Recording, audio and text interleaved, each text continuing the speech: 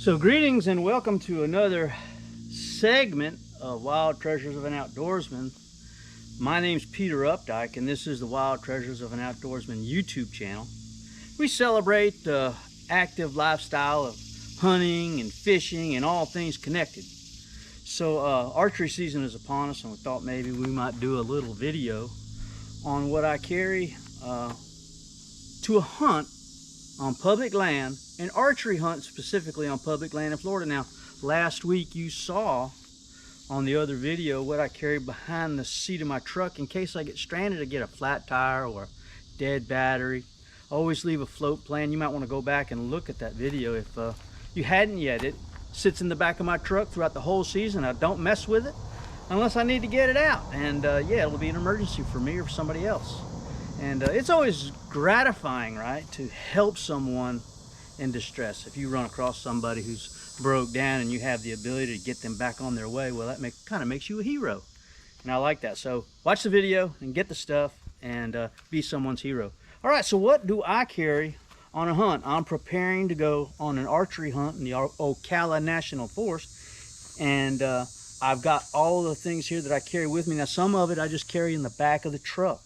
I don't carry it to the stand with me, but I keep it in the truck all the time. So we're going to hit those items first, okay? One thing I carry in my truck that I don't carry to the stand is a pair of binoculars. I like to have a pair of binoculars in the truck with me because you see something while you're driving along and you look at it. But I see a lot of guys on TV, they're wearing the thing on their chest with the package and all strapped on. Look, man, I carry a lot of stuff with me.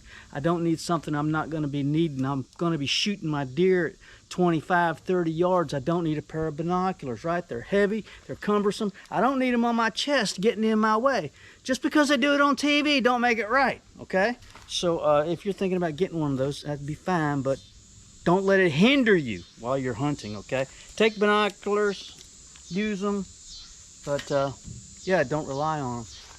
Something else I do is I take my tree stand with me. I've got my worn and sweat tree stand right here, and I've got it strapped to my buggy, and I've got a seat cushion. Now, with my worn and sweat tree stand, I face the tree.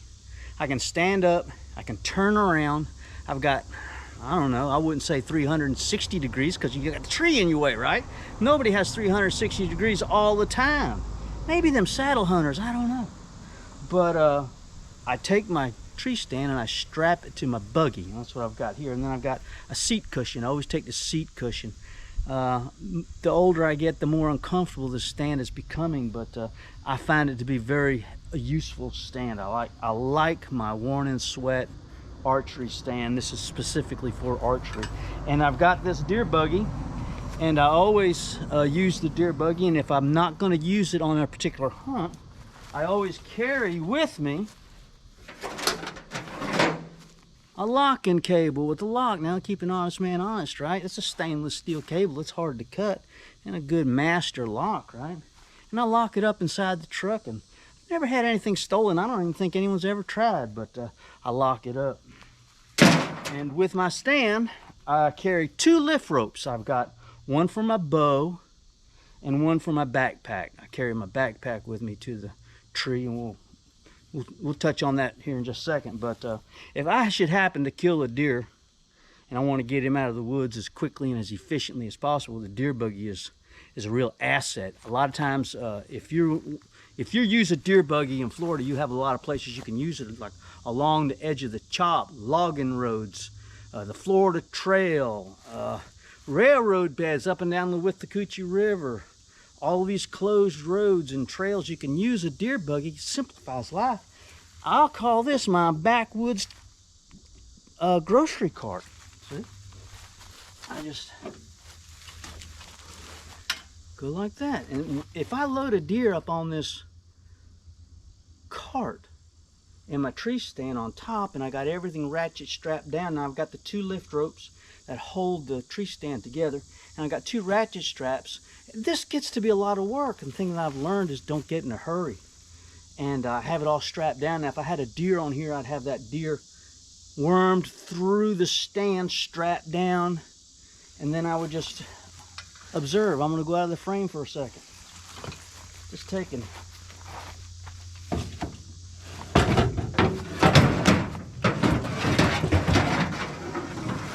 just like that. I can load that deer up just like that by myself with a jacked up truck. I used to tell guys all the time, you can't load a buck in a jacked up truck. Well, it turns out that you can. And that's how you do it. All right, so what else do I carry in the truck that I might not use on every hunt? But it's nice to have it, right? You want to be prepared. So along with the binoculars, I've got several bags here and a tackle box. I carry stuff, right? The tackle box, what's that got in it? Stuff that you might need, right? Of course, again, I don't take all this stuff to the stand, but it's in the truck should I need it. I got a way to start a fire if I need to. Bug repellent. I might carry that in my other bag too, and soap to clean up and wash up, right? You saw that I carry a case of water with me. Paper towels. Don't be a litter bug, okay? An extra ratchet strap should I need it for the drive home. And this stuff right here, man, I use that stuff all over my body. It feels so good. And if you get hot and you're dragging a deer out of the woods and got ticks all over you, right? Strip down, take a little bath, and this stuff, yeah, it helps. It's just Germ-X, it's just that sanitizing stuff. It feels good, especially if it's really hot out.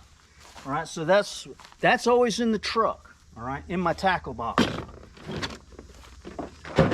All right, so that brings me to this necessity bag. I learned a couple of years ago I should always have my rain gear with me because you never know what the weather's gonna do. You get there, suddenly the temperature drops and it's raining. You really want to be in the woods, but if you get cold, even if it's only 50 degrees, if it's wet and cold, hypothermia can set in. I mean, it's not pleasant. You can cut down on your time, right? So this is always in the truck, my rain suit. I got a top and a bottom rain suit. That's a First Light rain gear. I always carry a first aid kit with me. A large one with extensive stuff. Again, you might be someone's hero one day. Every hunter wants to be somebody's hero. And these Hot Pockets, I carry those with me. They can extend a hunt in really cold conditions. It gets cold in the Ocala National Forest. I got up there, it was like 28 degrees one time. And then me and Cliff went one time and it was sleeting. It's good times. I always carry a logbook with me because you're supposed to log your kill. Write it down. You can see I've got all these deer that I've killed in there. Piece of paracord should I need it. And a Sharpie. And I always carry a orange vest, extra orange vest. Extra knife. And a ball of string. So that's a necessity bag that stays behind the seat along with the gear for the truck, okay? Along with the tackle box with the other stuff in it. All of this stuff goes in behind the seat. I'm thinking about getting myself a lock-up toolbox, putting it down inside the bed and screwing it to the bed of the truck. I think it would be a good idea to have. So we'll put all this stuff back here in a minute. Now we're going to get to the gear I carry to my stand with me. Of course, I got the deer buggy, the seat cushion, and my tree stand. I had made a vow that I was going to make the change from my Chippewa, my leather Chippewa boots to my rubber boots. These are Browning rubber boots. I think these are probably snake proof. I advocate for snake boots. Don't want to step on a snake and get bit. So that's what I wear. These come up pretty close to the knee. And I hunted the Lake George Wildlife Management Area last Monday. Man, it's wet in there. I don't think there's a place in that place that's not flooded. I was glad to have these. The sole came off and I Gorilla Glued it back. That Gorilla Glue's pretty good product. Better than, I don't know, I think I spent $70 on these boots. Just didn't want to let them go just like that, right? All right, so I got my backpack. This might surprise you. I hunt in blue jeans, but I wear this drab long sleeve, I guess this is Nylon made in China. Legendary whitetails made in China. Don't make no sense. But that's what I wear. It's got that cool flap in the back, and if you wear a t-shirt underneath it and your t-shirt gets all wet with sweat, well then you're set. You're nice and cool. Maybe you take some water and just wet yourself down. You can stay a little bit longer without it being too hot. But I always wear a long sleeve shirt, wear blue jeans, my boots. That's what I do. Okay, so I always carry my GPS. I've got hunting locations 15 years old on my GPS, saved on my GPS. So if I go to Half Moon or Lake Panasoffkee or Jumper Creek and I want to get on a particular tree, it's on this GPS, okay? I also have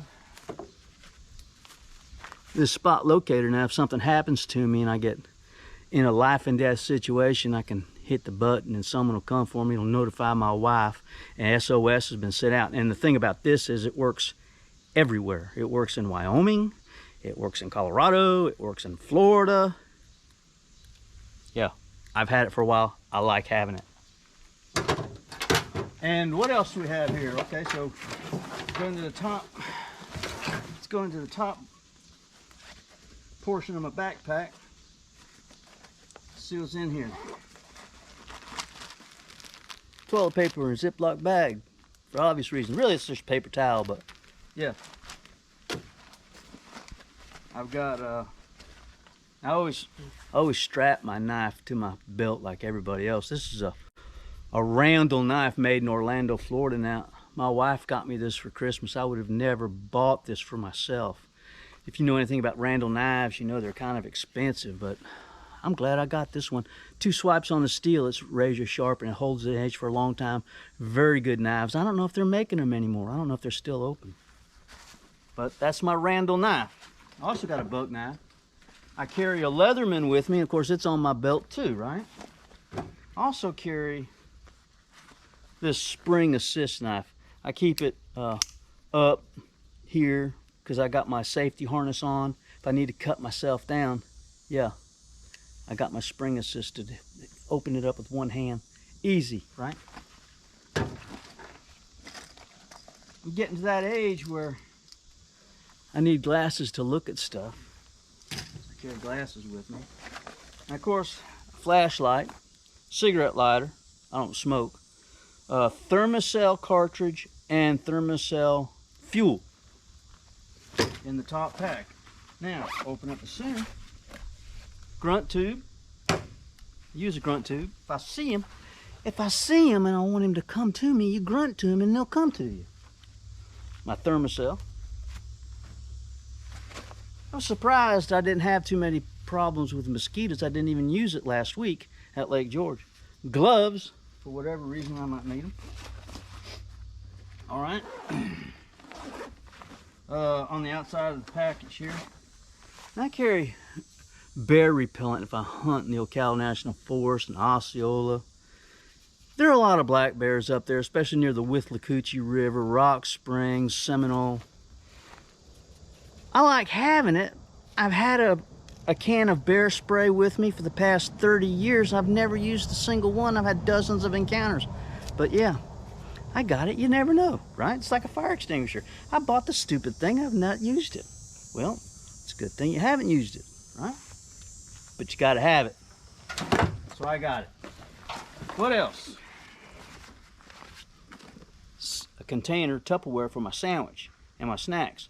So my sandwiches and snacks aren't smushed, right? My wife always makes me an egg sandwich and that's what I take with me. I don't take a whole lot of groceries to the woods with me. Just one sandwich and maybe some Cheetos. Along with flavored water. I don't like just straight water unless I'm really, really thirsty. If I'm wanting to be refreshed, anything with any kind of flavoring helps you a little bit, right? And always wear your safety harness. I carry my safety harness in my backpack. Many times when I get to the parking area, I'll go ahead and put my safety harness on and wear it to the tree and then hook it up. I find myself getting in a big hurry when I am on my way to the tree. I find myself being stressed to hurry up and get in the stand, and I'm trying to get over that. There's my safety harness. Another sandwich container. This is pretty invaluable right here. This is one of those Primos bow hanger thingies. You jab it into the tree, right? And it's got this screw on the end of it, and you screw it into the tree, right? Stick it in there. If you hunt the same tree over and over and over again, that hole is always there. You can hang your bow on it. You can hang your quiver on it. Last week I got in a hurry getting up in my tree stand. I was climbing. In the climbing stand, I got to my spot I wanted to, and I got everything all set up, and I started lifting my bow, and the quiver came loose from my bow and fell to the ground. I had to go all the way back down to the ground to get the thing, because obviously I can't hunt without my arrows.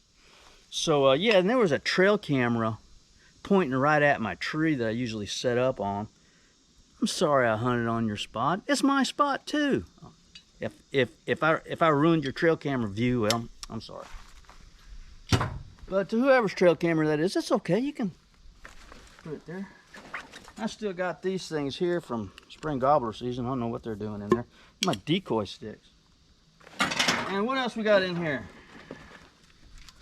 I've got a saw and pruning clippers, right? And that's everything in the main compartment. Here in the belt, I got more paper towel. Here in the belt,